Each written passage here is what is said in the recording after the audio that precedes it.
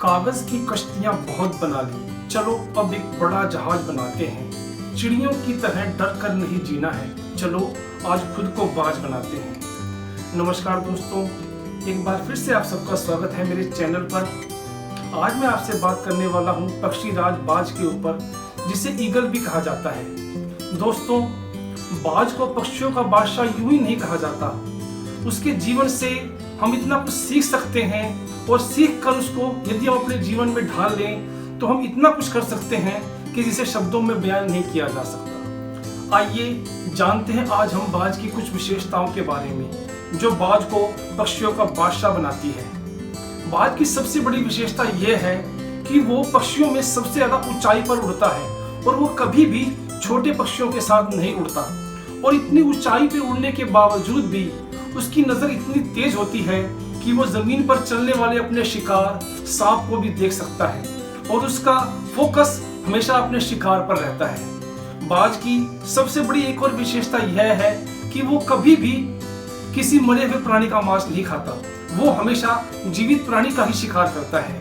और बाज की एक विशेषता ऐसी है जो शायद आपको हैरान कर देगी। बाज अपने से 10 गुना ज्यादा वजन वाले प्राणी का शिकार कर सकता है और वह उसे अपने पंजों में दबाकर उसे उड़ा ले जाने की क्षमता रखता है। अब हम ये सोचेंगे कि बाज इतना शक्तिशाली कैसे है, आखिर उसके अंदर ऊपर वाले ने क्या ऐसा भरा है कि उसको इतनी शक्तियां दी हैं। तो दोस्तों, जितना बड़ा ये सवाल है इसका जवाब उतना ही छोटा है। इसका जवाब है उसकी जबरदस्त ट्रेनिंग। बाज जब पैदा होता है तो उसके कुछ ही दिनों बाद उसकी जबरदस्त और टफ ट्रेनिंग शुरू हो जाती है और वो ट्रेनिंग इतनी टफ होती है कि बड़े बड़े कमांडो की ट्रेनिंग भी उसके सामने कुछ नहीं है। और दोस्तों, जब आप बाज की ट्रेनिंग के बारे में सुनेंगे तो वाकई आपके पैरों तले जमीन निकल जाएगी। जिस उम्र में और पक्षियों के बच्चे चहचहाना सीखते हैं, उस उम्र में मादा बाज अपने नवजात बच्चे को अपने पंजों में जकड़कर मात्र 7 से 9 मिनट के अंदर उसे लगभग आसमान में इतनी ऊंचाई ले जाती है कि लगभग 12 किलोमीटर से भी ऊपर वो ले जाती है उसको, और उसको 12 किलोमीटर से ऊपर ले जाकर उसको छोड़ देती है। उस नन्ही सी जान को यह भी समझ नहीं आता कि मेरे साथ क्या हुआ। वो सोचता है कि मेरी माँ ने मेरे साथ ऐसा क्यों किया। और जब वो वहां से उसकी माँ उसको छोड़ती है तो लगभग 2 किलोमीटर तक तो उसको हवा भी नहीं मिलती। उसकी अभी तक आंखें भी पूरी तरह खुली हुई नहीं होती और वो सोचता है कि मेरा क्या होगा, मैं बचूंगा या नहीं बचूंगा। और वो जब लगभग आसमान से जमीन की ओर लगभग 7 किलोमीटर नीचे आता है तो उसके पंख खुलने लगते हैं और जब वो 9 किलोमीटर नीचे पहुंच जाता है तो उसके पंख पूरे खुल जाते हैं, लेकिन उससे उड़ना अभी तक भी नहीं आया है। उसके दिमाग में यह बात पूरी तरह बैठ जाती है कि अब मैं नहीं बचूंगा। और जब वो मात्र धरती से 1 किलोमीटर की ऊंचाई पर आता है तो वह सोचता है कि बस अब मेरा जीवन खत्म।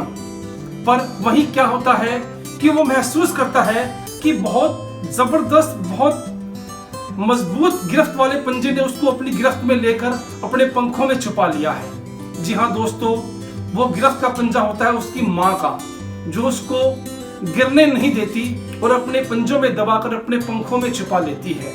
और यह ट्रेनिंग तब तक चलती रहती है जब तक कि वो उड़ना सीख नहीं जाता और सबसे ऊंचा उड़ना नहीं सीख जाता। तो दोस्तों, पहले ही दिन से उसकी माँ उसके दिमाग में एक बात बैठा देती है और वो एक लाइन ये है कि यू आर द बेस्ट।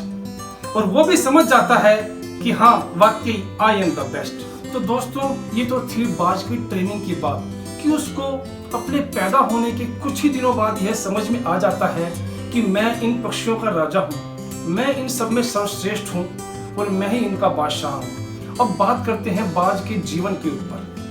बाज की औसत आयु लगभग 70 साल होती है और पहले 40 साल वो अपनी जिंदगी बहुत अजीमो शान जीता है। और 40 साल का होने के बाद बाज के जीवन में बहुत बड़ा परिवर्तन आता है और वो परिवर्तन उसको हिलाकर रख देता है। उसकी चोंच मुड़ जाती है जिससे कि वो शिकार को निगल नहीं पाता। उसके पंख मुड़ जाते हैं, उसकी छाती से चिपक जाते हैं जिससे कि वो ढंग से उड़ नहीं पाता। और उसके पंजे मुड़ जाते हैं जिससे कि वो शिकार को ढंग से पकड़ नहीं पाता। अब उसके सामने 3 रास्ते बचते हैं। या तो वो अपने जीवन को त्याग दे या फिर गिद्ध की तरह या और पक्षियों की तरह छोड़े हुए भोजन पर निर्भर हो जाए।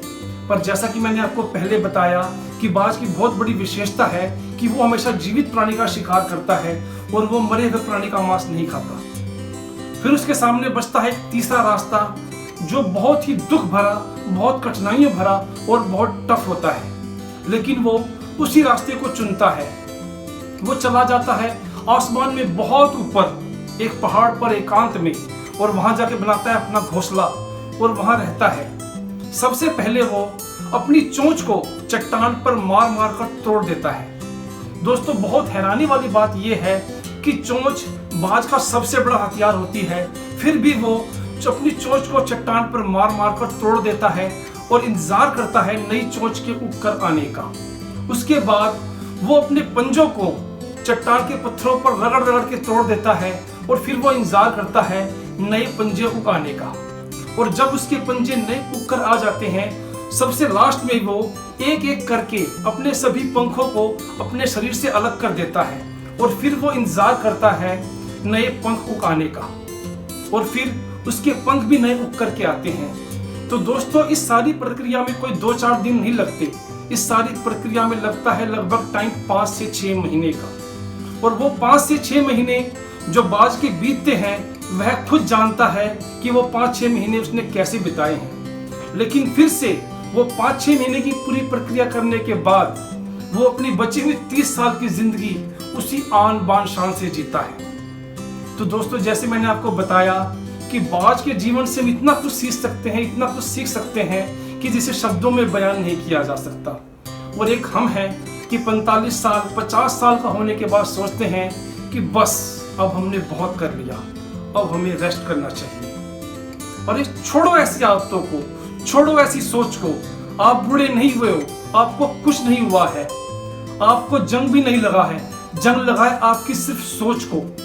रगड़ो अपने आप को उस बाज की तरह और इस दुनिया को दिखाओ कि हाँ, मैं अभी भी कुछ कर सकता हूँ। और एक बहुत जरूरी बात, अपने बच्चों को प्यार तो कीजिए, लेकिन प्यार करने के साथ साथ उन्हें संघर्ष भी करना सिखाइए। उन्हें सिखाइए कि यदि आपने संघर्ष करना नहीं सीखा तो आप जीवन में कुछ भी नहीं कर पाओगे।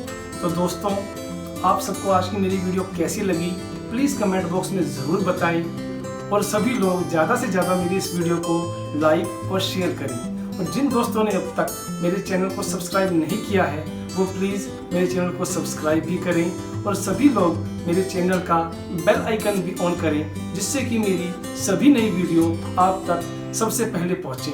और प्लीज़ आप सब यह भी ज़रूर बताएं कि आप और किन किन टॉपिक्स पर मेरे विचार सुनना चाहते हैं।